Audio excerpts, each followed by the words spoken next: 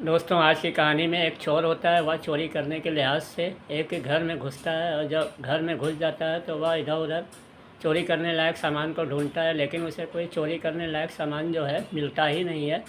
और वह ढूंढते ढूंढते एक कमरे में चला जाता है। वहाँ पे देखता है कि एक औरत लेटी हुई थी, वह सो रही थी और वह उसकी उम्र करीब 35 साल थी। वह उसको जब देखता है तो देखता ही रह जाता है और चोरी करना भूल जाता है, क्योंकि वह बहुत ही खूबसूरत थी। उसके बड़े बड़े बूब्स थे, उसका गोरा बदन था और उसकी खूबसूरती पे वह मोहित हो जाता है और बस उसे देखता ही रहता है। फिर उसका चोरी का इरादा बदल जाता है। फिर वह उसके पास चला जाता है और उसके पास जाके उसकी चारपाई पे बैठ जाता है और उसके साथ छेड़छाड़ करने लगता है। उसके बूब्स दबाता है, उसके जितने प्राइवेट पार्ट हैं उसको टच करता है, फिर सहलाता है, हाथ पैर लगाता है और फिर उसको टच करता है, सहलाता है। यह करते करते उसे 10-15 मिनट बीत जाता है। फिर उसके साथ कुछ हरकत करना और चाहता है, उसके साथ संबंध बनाना चाहता है। तभी वह उस महिला की जो आँख होती है खुल जाती है और जब वह उसे देखता है तो वह तुरंत ही चारपाई के नीचे छिप जाता है। जब महिला उठती है तो उसे इधर उधर कोई दिखाई नहीं देता। वह सोचती है कि कहीं मैं सपना तो नहीं देख रही थी, इसीलिए वह थोड़ी देर सोचती है। करीब आधी घंटा 1 घंटा बीत जाता है। उसके बाद वह उठती है, थोड़ा पानी वानी पी के फिर जाके पलंग पे लेट जाती है और सो जाती है। और वह जो चोर था वह भी नीचे लेटा था, करीब रात के 2 बज रहे थे। वह भी सो जाता है और जब सुबह होती है तो वह महिला शौच के लिए बाहर जाती है और जब बाहर जाती है तो उसे कुछ महिला और मिल जाती हैं और वह उससे एक बात बताती हैं, क्या तुमको पता है कि कल रात में गांव में एक चोर आया था जो एक घर से 3 लाख के ऊपर कैश ले गया, चोरी कर गया और कुछ जेवर ज़रूरी सामान भी ले गया। कहीं वह चोर तुम्हारे घर में तो नहीं आया था? यह सुन के उस महिला के होश उड़ जाते हैं।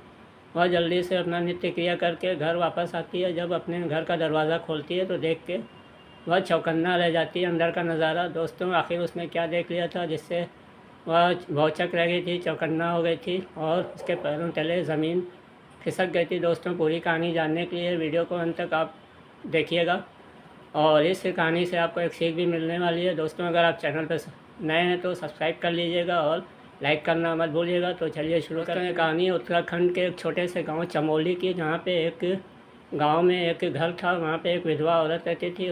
उसकी उम्र करीब 35 साल थी और उसका जो नाम था पूजा था। वह देखने सुनने में काफ़ी खूबसूरत थी। उसके बड़े बड़े बूथ थे, गोरा बदन था, चिकनी थी और उसके पति की किसी बीमारी के कारण 2 साल पहले मृत्यु हो गई थी, इसीलिए वह घर में अकेली रहती थी और खर्चा है वह मेहनत मजदूरी करके चलाती थी। इसी तरह जीवन बीत रहा था। एक दिन क्या होता है कि रात में 2 बज रहा था, वह अपने घर में सो रही थी और 2 बजे के करीब रात में एक चोर उसके घर में घुसता है और वह चोरी के नियत से उसके घर में घुसता है। उसका नाम महेश होता है और जब वह घर में घुसता है तो चोरी करने के लिए इधर उधर ढूंढता है कि क्या चोरी किया जाए, मगर उसे चोरी लायक कोई सामान ही नहीं मिलता। फिर वह एक कमरे में जाता है, देखता है कि एक औरत सो रही है। वह काफ़ी खूबसूरत है, उसकी उम्र करीब 35 साल है और का नाम पूजा था ही, आप जानते हैं। तो वह उसको बस देखता ही रह जाता है, उसके ऊपर मोहित हो जाता है। वह उसके साथ कुछ गलत काम करना चाहता है। वह जब उसके बूब देखता है बड़े बड़े तो वह और उसकी तरफ आकर्षित हो जाता है और उसका गोरा चिट्टा बदन देख के और गदराया हुआ बदन देख के वह उसके ऊपर मोहित हो जाता है और उसके साथ दुष्कर्म करना चाहता है। वह जाके चारपाई पे बैठ जाता है और उसके साथ छेड़छाड़ करना शुरू कर देता है, उसके बूथ दबाता है।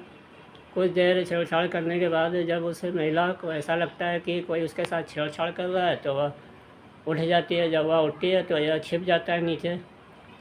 वह फिर महिला सोचती है कहीं मेरा यह कोई सपना तो नहीं। तो वह सोचती है कहीं मैं कोई सपना तो नहीं देख रही थी कि यहाँ तो कोई नहीं दिखाई दे रहा है कि कोई मुझे टच कर रहा है, कोई मुझे छू रहा है।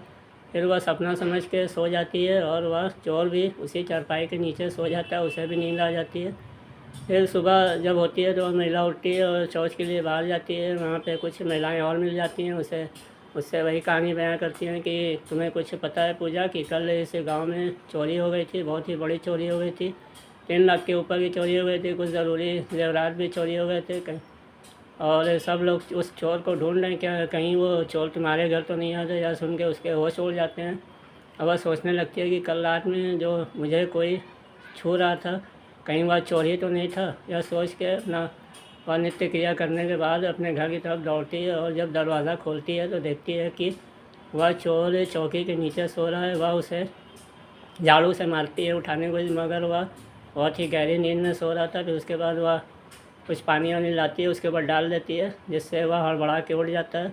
जैसे वह पूजा को देखता है तो वह उससे माफ़ी मांगने लगता है, उसके पैरों पे गिर जाता है, कहता है कि मुझे माफ़ कर दीजिए, मैं यहाँ पे चोरी करने के लिहाज से आया था, मगर मैंने जब आपको देखा तो आपकी खूबसूरती पे मोहित हो गया, मैंने यहाँ चोरी नहीं की है। तो वह पूजा कहती है कि तुम इतने हट्टे कट्टे हो, आखिर चोरी क्यों कर रहे हो। चोर कहता है कि मैं चोरी मजबूरी में कर रहा हूँ, मेरा चोरी करने का कोई शौक़ नहीं है, क्योंकि मैंने कुछ कर्ज़ा उधार ले रखा है साहूकार से, उसी कर्ज़े को उतारने के लिए मैं यहाँ चोरी करने आया था, मगर मैंने यहाँ चोरी नहीं की है।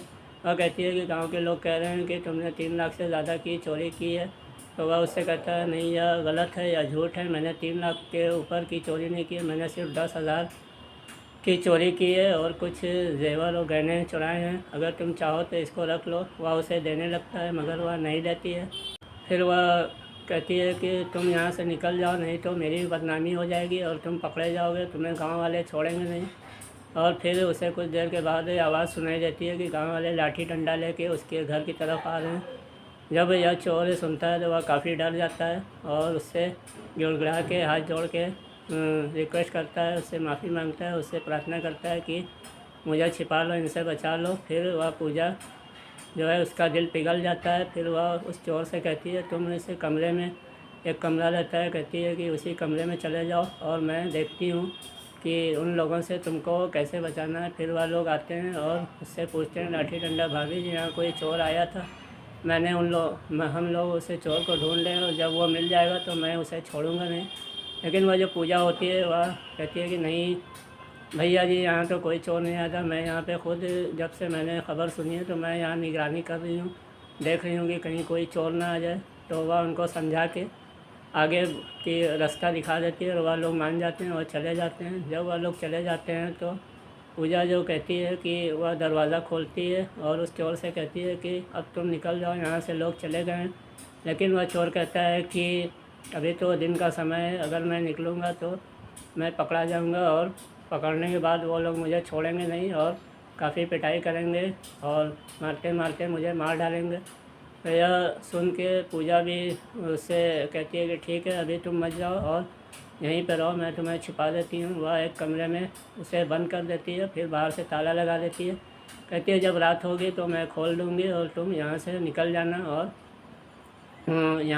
जाना और तुम्हें कोई पकड़ नहीं पाएगा। वह चोर मान जाता है और इस कमरे में चला जाता है, जबकि पूजा बाहर से ताला लगा देती है। देर के बाद उसके घर में कुछ महिलाएं आती हैं और उससे बातचीत करती हैं और जब वो देखती हैं कि उसके कमरे पे ताला लगा हुआ है तो वह उससे पूछताछ करती हैं कि पूजा आखिर इस कमरे पे ताला क्यों लगा हुआ है।